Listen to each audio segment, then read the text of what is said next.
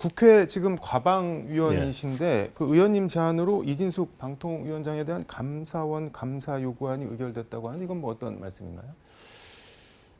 제가 전 공무원 출신이지 않습니까? 네. 그래서 뭐 실제로 과방위 활동을 하거나 국정감사를 하거나 할 때 뭐 소리를 지르거나 하는 것보다는 논리적으로 접근하고 뭐 문제가 있을 때 제시를 하고 대안을 제시하고 이런 식의 이제 국정감사에도 임했었는데 네. 이진숙 방통위원장이 하는 행태는 도저히 묵과할 수 없는 행태더라고요. 그러니까 이진숙 방통위원장은 지금 탄핵 심판 중이긴 하지만 네.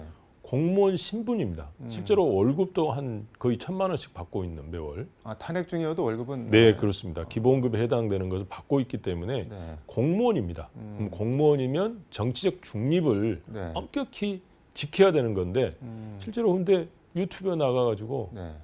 민주당이나 좌파나 뭐 이런 집단들은 우리가 상상할 수 없는 모든 일을 할 수 있는 집단이다라는 그런 취지의 발언도 하는가 하면 응급실 뺑뺑이는 가짜 뉴스다.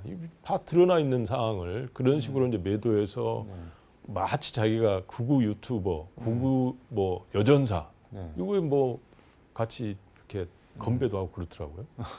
이건 있을 수 없는 공무원의 행태인 거죠. 그래서 이거는 좀 진지하게 네. 감사원 차원에서 공무원의 직무 감찰을 좀 해보면 좋겠다.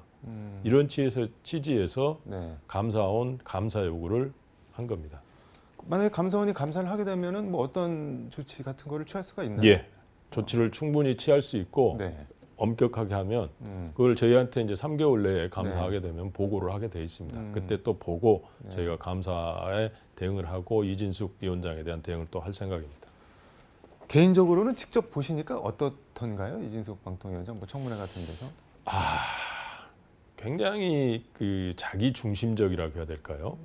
그러니까 뭐 우리 존경하는 정동영 의원의 어떻게 보면 개인적으로 보면 언론사 후배기도 한데 네. 자기가 알던 이진숙과 지금의 이진숙은 완전 다르다라고 말씀하실 정도로 국민 눈높이에서는 도저히 맞지 않는 그런 분으로 저는 봤습니다. 우리가 흔히 괄목 상대라고 군자는 사흘만 안 보면 눈을 비비고 다시 봐야 할 정도로 많이 바뀔 수도 있다고 하는데 방향의 문제인 것 같다는 생각도 약간 듭니다. 네, 자기 폭의 문제가 아니라 자기 어떤 성취욕이 있는 것 같습니다. 먼 목표를 위해서 그거를 가기 위한 이 방통위원장도 하나의 징검다리로 이용하는 게 아닐까라는 생각도 해봅니다.